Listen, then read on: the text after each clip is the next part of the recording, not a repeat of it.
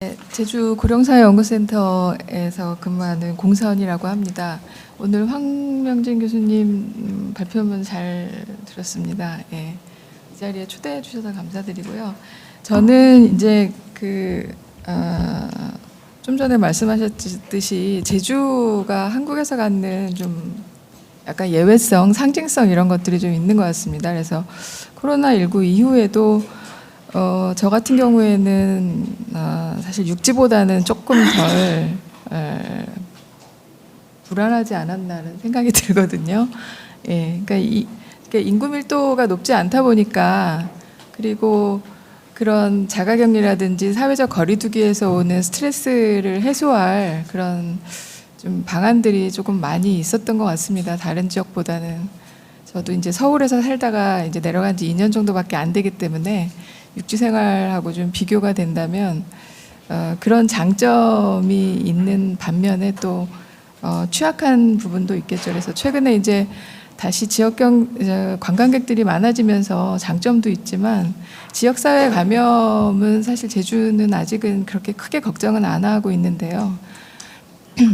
관광객들이 많아지면서 조금 불안해하는 것 같긴 합니다. 제가 오늘 말씀드리고 싶은 거는 코로나 팬데믹 이후에 지금 커뮤니티 케어 정책이 앞으로 어떻게 변화될 것인가, 이 사실 예측하지 않았던 상황인데 이런 상황을 맞이해서 앞으로 선도 사업이 어떻게 대응하고 또 변화해 나갈지, 사실은 서귀포시가 선도 사업지로 작년부터 사업을 하고 있기 때문에 저희는 가까이에서 좀 연구 관찰해 보고자 합니다. 저희가 선도 사업을 추진하고 있는 과정에서 지난달에 75세 어르신을 대상으로 해서 실태 조사나 돌봄 욕구 조사를 한 바가 있습니다. 거기에서 보면은 지역사회 통합돌봄이라고 하는 고령사회 정책이 전체적으로 가는 방향이 좀 맞는 것 같다라고 하는 게 좀 입증이 되는데요. 거동이 좀 불편해서 누군가의 보살핌이 필요할 때도 계속 집에 살고 싶으시냐라고 하는 질문을 했는데, 지금 전체적인 조사는 이제 2017년도에 복지부, 그러니까 전체 중앙정부에서 실시한 조사는 60%가 좀 안 되게 나옵니다. 전체 65세 이상 대상자이고, 저희 제주 지역에서 75세 어르신을 대상으로 한 조사에 따르면은 75% 정도가 현재 살고 있는 집에서 계속 살 것이다라고 대답을 했고, 그 다음에 조금 더 좋은 집으로 이사를 가서 살겠다라고 하는 그 비율을 포함하면 80% 정도가 자기 집에서 살고 싶다라고 이야기를 했습니다. 저희가 이제 그 다음으로 좀 주목해서 봐야 될 거는 시설이나 병원을 대안으로 하고 있는 분들도 여전히 한 7% 정도 되는데요. 이건 이제 평균치이기 때문에 내부에 좀 집단별로 좀 저희가 보면 1인 가구, 독거 어르신들이 좀 시설이나 병원을 좀 희망하는 점이 많았고, 여성 노인인 경우에 또 동지역보다는 읍면 지역이 조금 높게 나타났습니다. 지금 제가 말하는 읍면 지역 여성 1인 가구가 전통적으로 좀 취약한 집단이라고 저희가 좀 여겨오는 집단인데, 흔히 이제 시설이나 병원은 사실 비용이 비쌉니다, 사실은. 그래서 이게 약간 좀 잘 들어맞지 않는 사실이기도 한데, 아마 이분들이 시설이나 병원을 기대한다라고 하는 거는 비용 문제에 대한 걱정보다는 혼자 살아가기가 힘든 어떤 그런 다른 요인 때문에 그래도 시설이나 병원을 대안으로 염두에 두고 있지 않을까. 그런 면에서 지금 지역사회 통합돌봄 사업이 성공적으로 이게 이제 성과를 낸다라고 한다면 이 부분에 좀 주목을 해서 좀 세밀하게 정책을 좀 짜야 되지 않을까 싶습니다. 보신 대로 이제 거동이 불편해지면 어디에 살고 싶으신가 이렇게 얘기했을 때 여전히 이제 에이징 인 플레이스 경향이 좀 높고, 그래서 지역사회 통합돌봄 사업이 전체적으로 방향은 맞게 설정되고 있다라고 봅니다. 코로나19로 어르신의 일상생활에 변화가 있었습니까? 라는 질문을 저희가 이번에 넣어서 해봤는데요. 한 3분의 2 정도의 어르신들은 많게 혹은 적게 일상생활에 변화가 있다고 대답을 했고 한 35% 정도의 어르신들은 코로나19 이후에도 사실 큰 일상생활에 변화는 없다 이렇게 답변을 하셨습니다. 지금 그 황명진 교수님 발표 자료에 우리가 이제 원격 진료, 그다음에 스마트 케어, 그래서 ICT를 활용한 대안이 이제 부상하고 있는데요. 저는 이제 이 방향이 잘못됐다라고 나거나 뭐 이게 뭐 문제가 있다라고 질문을 하는 것이 아니라 이 대응 방안이 사실은 사각지대가 좀 있는데 그게 대표적으로 지금 고령층 어르신들이 사각지대라고 생각합니다. 물론 이제 그 첨단 기술을 활용해서 어르신들이 이제 혜택을 받고 있기도 하지만 그렇게 되면은 중간에 매니저들한테 여전히 의존을 할 수밖에 없습니다. 어르신들은 사회복지사라든지 또 보살펴 주는 사람들한테. 그래서 당사자의 입장에서는 좀 불편함도 있고 실제로 이제 직접적인 참여 면에 있어서는 조금 한계가 있다라고 하는 거죠. 그래서 특히나 이제 어르신들이 현재 문해 능력이 낮습니다. 이거를 좀 간과하는 경향이 많이 있는데요. 어르신들이 살아오신 역사를 되새겨 보면은 교육 기회 자체가 제한되어 있었기 때문에 문해 능력도 낮고 또 이 정보 기술을 활용할 수 있는 능력이 굉장히 지금 제한되어 있습니다. 그래서 이런 것들을 좀 고려한 정책적인 대안이 필요하다라고 보고요. 실제로 긴급 재난 대응 문자가 많이 우리는 지금 오고 있고 그것이 굉장히 대중화되어 있고 일상화되어 있다고 생각하지만 어르신들에게는 사실 그거 문자 확인하는 것도 사실 대단한 일이십니다. 그리고 그 문자 확인도 하기 어려운 상황이라고 하는 현실을 좀 고려할 필요가 있을 것 같습니다. 향후 베이비 부머 세대가 지금 이제 앞으로 올해부터 이제 베이비 부머 맏세대들이 노령층에 진입을 했기 때문에 향후 7, 8년 안에 베이비 부머들이 노령층에 다 진입하게 되면 한국 사회의 노령층의 특징이 좀 바뀌게 돼서 지금하고는 좀 다른 문제 제기가 생기겠지만 현재로서는 현실이 그렇다라고 하는 것을 좀 반영할 필요가 있을 것 같습니다.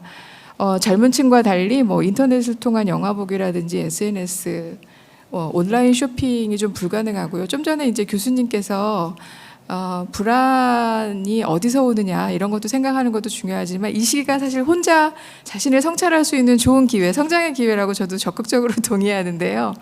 그러기 위해서는 이제 뭘 보거나 읽거나 쓰거나 이런 능력이 기부인데 어르신들에게는 독서할 수 있는 기회도 사실 굉장히 제한적이다라고 하는 거를 좀 말씀드리고 싶고 TV가 유일한 친구다.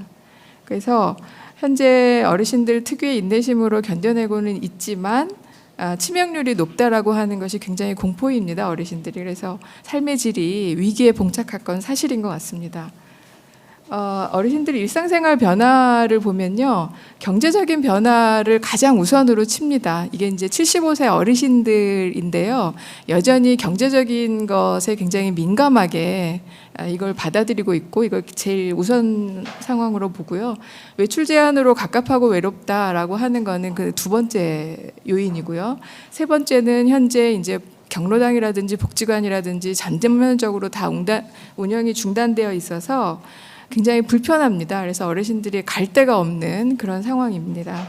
그리고 막연한 불안감이나 어떤 자녀에 대한 걱정이 한 12%가 조금 넘게 나왔고요.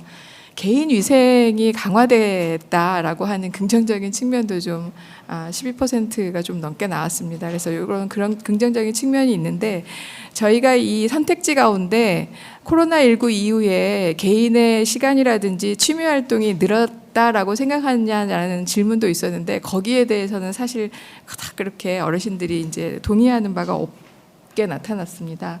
그래서 일상생활에 이런 변화가 있고요. 이제 언택트 이코노미라고 말씀해 주셨는데 배제되는 노인들을 고려한 정책이 필요하다라고 말씀드리고 싶고 경로당이나 복지관 등 이런 시설들이 이제 지금 팬데믹을 예측하지 못한 상황에서 운영 지침을 만들었기 때문에 이제 평시라든지 비상시 이원화해서 가이드라인을 좀 새롭게 마련할 필요가 있습니다. 그리고 집과 동네에서 거리두기를 하면서 실천할 수 있는 새로운 활동과 프로그램을 보급할 필요가 있고요. ICT 교육이라든지 문해 교육 같은 평생 교육 프로그램이 좀 어르신들에게 자립적이고 자존감 있는 노년기를 위해서 좀 적극적으로 좀 기회가 제공될 필요가 있습니다. 특히 이제 읍면 지역의 어르신들 같은 경우에는 문화적인 그 기회 이런 것들도 거의 없기 때문에요. 특별히 그런 계층의 어르신들을 좀 고려할 필요가 있고, 또 지금 어르신들이 고립되어서 사실 노년기가 다른 문제보다는 정서적인 외로움 이런 것들이 코로나가 아니어도 문제인데, 현재 코로나 이후에 이제 이런 외로움 문제가 더 가중이 되는 게 사실입니다. 그랬을 경우에 이제 그 전에도 청년이나 아동이나 여러 세대가 어울리는 프로젝트, 사업 이런 뭐 그 접근 방식 이런 것들이 필요하다고 강조되긴 했는데, 이후에 더욱 이런 것들이 필요하다라고 것이 나타났다고 보여지고요. 또 새로운 형태의 지역 유대감 형성이 필요하다. 이 말은 무슨 말이냐면, 지금 이제 지역사회 통합 돌봄이라든지 커뮤니티 케어가 사실은 그 공간 개념을 중심으로 해서 공동체를 모색해 보자는 이야기인데, 앞으로는 이제 그런 공간을 중심으로 근거리에서 도보권이라든지 일상생활권을 중심에 둔 그런 접근도 필요하지만, 취미라든지 아니면 취향, 관심 이런 것들을 공통으로 한 그런 공동체 활동 이런 것들도 지역을 중심으로 많이 활성화될 필요가 있겠다라는 그런 이야기입니다. 지금 이제 거동이 불편해졌을 때 동네 사람들로부터 도움을 받을 수 있을 것으로 생각하십니까? 라고 질문을 했는데요. 절반 정도는 그럴 것 같다. 그 다음에 절반 정도는 잘 모르겠거나 받기 힘들 것 같다. 이렇게 대답하셨습니다. 그러니까 지금 이게 이제 75세 어르신이기 때문에요. 좀 어느 정도는 본인의 그 문제라고 지금 생각하시면서 답변을 한 수치이기 때문에, 저희는 이 정도의 수치가 좀 현실을 많이 반영하고 있지 않나. 그래서 앞으로 이 50% 정도의 어르신들이 왜 지역에서 생활하기가 어려운지, 이것이 좀 꼼꼼하게 좀 생각할 영역이라고 볼 수 있습니다. 코로나19 팬데믹 이후에 지역사회 통합 돌봄을 얘기할 때 저는 이제 주거를 조금 강조하고 싶은데요. 이제 지역보건 얘기를 하는데 좀 주거 얘기를 왜 하는지 좀 의아하게 생각하실 분들도 있을 것 같은데, 지역사회 통합 돌봄은 사실 그 어르신들의 주거 영역이 굉장히 핵심적인 영역입니다. 그래서 정부에서도 현재 기존에 하지 않았던 새로운 방식의 어르신들의 집수리를 지원해 드리는 그 사업을 많이 추진하고 있는데요. 저희가 요번에 75세 어르신들의 주거 환경도 뭐 사진도 찍고 도면도 채록하면서 그 조사를 했지만 굉장히 주거 환경이 열악합니다. 이제 대표적으로 우리가 이제 일반적으로 보는 뭐 그 베리어 프리라든지 유니버설 디자인은 말할 것도 없고, 심지어 이제 실외에 화장실이 아직까지도 이제 있는 그런 어르신들 되게 많이 있습니다. 그래서 전체적으로 지역사회 통합 돌봄이 성공적으로 가려면 지역에서 어르신들이 건강하게 적극적으로 지역사회와 이렇게 그 관계를 맺으면서 살아가야 되는데, 그러기 위해서는 본인들의 공간이라고 할 수 있는 주거 영역이 조금 더 살기 편하게 개선되는 사업이 필요하다라고 생각하고요. 그 모델이 개발될 필요도 있고, 또 개별적으로 공간이 개선될 그런 그 필요도 있다고, 두 가지 차원에서 좀 해결책이 필요하다고 생각합니다. 친교 활동을 위한 커뮤니티 공간 조성과 활동도 좀 저는 강조하고 싶은데요. 이제 동네 부엌이라든지 마을 식당 이런 것들이 좀 더 활성화되었으면 합니다. 이제 식사라고 하는 거는 이제 공동체를 구축하는데 굉장히 중심적인 활동이라고 저는 생각하기 때문에, 이 식사를 중심으로 해서 지역 주민들과 함께 이제 어르신들만 기존에는 어떤 뭐 식사 배달이라든지 경로 식당 이게 이제 다 어르신들만 모아놓고 이제 식사 문제를 해결하는 방식의 접근이었다면 그런 방식보다는 주민들과 다 같이 어울리는 좀 개방된 커뮤니티의 그 어떤 그 삶의 형태 이런 것들이 저는 앞으로는 더 필요하다고 생각합니다. 그래서 이런 점들을 좀 살려서 코로나19 이후에 대응을 해야 하지 않을까 생각해서 말씀드렸습니다. 이상입니다.